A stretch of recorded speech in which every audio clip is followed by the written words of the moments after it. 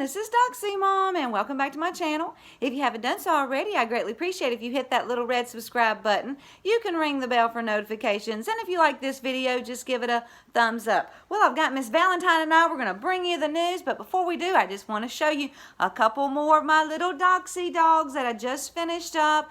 These are going to two sisters, to Addison and Amelia, and these will be going out in the mail today. So if you would like your own original Doxy dog, please contact me through emailing me or DMing me on Twitter, and my information will be in the pinned comments below. And I really appreciate it. Thank you, Paula, for placing that order. Now, guys, I was talking with a couple of dear friends of mine, Carolyn and Rachel, and when they went and voted, now they noticed something quite misleading, and I wanted to share it.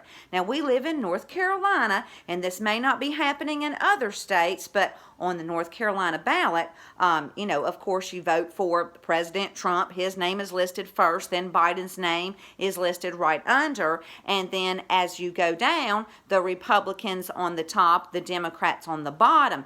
But as you get close to the bottom, I think they said maybe the last two people that you voted on, they had the Democrat candidate first and the Republican underneath. And then when you flip the ballot over, it went back to the Republicans on top, and then you came on down and the Democrats were on top. So I guess I just want to ask you to please slow down, read your ballot carefully, take your time, because we all know this is the most important election of our lifetime. Now don't worry, President Trump, he is going to win. But many people in our government need to be replaced, like squad members and some of those horrific governors. So let's get it done, guys, by going and voting. November 3rd is right around the corner. Now, Mitch McConnell, he was on Fox News to talk about Judge Amy Coney Barrett, who he describes as amazingly intelligent, and she will serve with great distinction on the court. Now, the Democrats, they boycotted the committee to vote on Judge Barrett. Well, of course they did, y'all, because they want to act like 5-year-olds.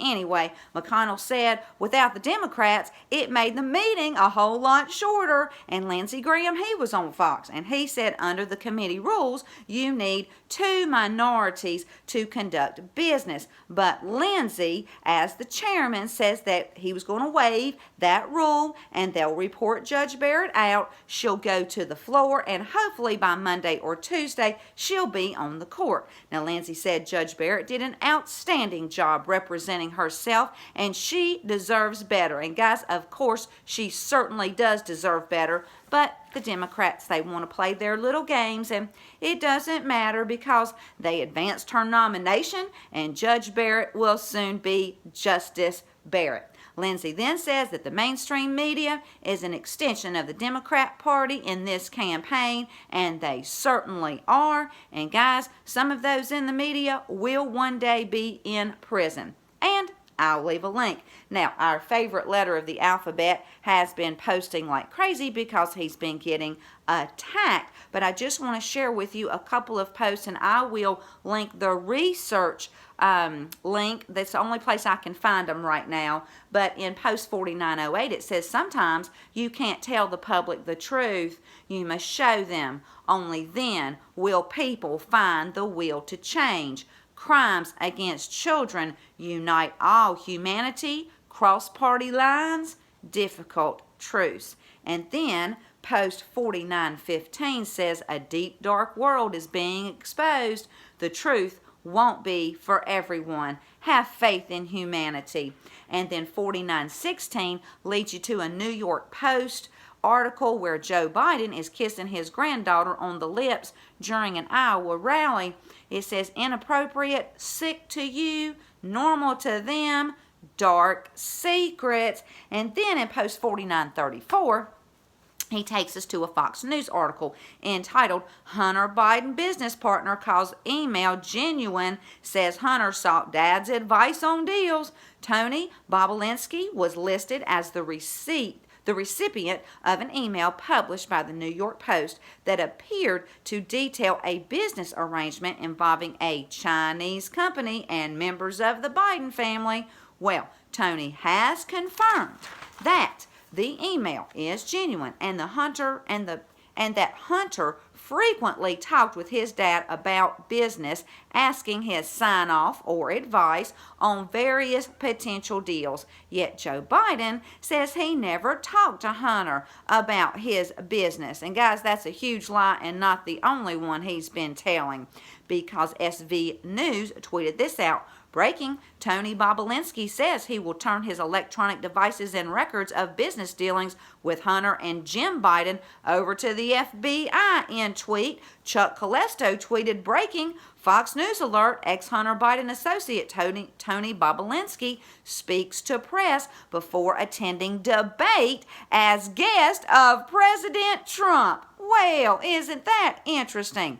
So I went over and I found the Fox press release, which I will link, guys. Now, Tony Bobulinski served as a lieutenant in the U.S. Navy with a high security clearance, and he's been a successful businessman since leaving the Navy. Tony wants to set the record straight about the involvement of the Biden family, Vice President Biden, his brother Jim, and son Hunter Biden, and his dealings with the Chinese. Now, guys, this is very, very important, because the Communist Chinese Party, they want Biden to win, and you know why? So they can take control of the United States, because President Xi over there from China, he wants to control everything.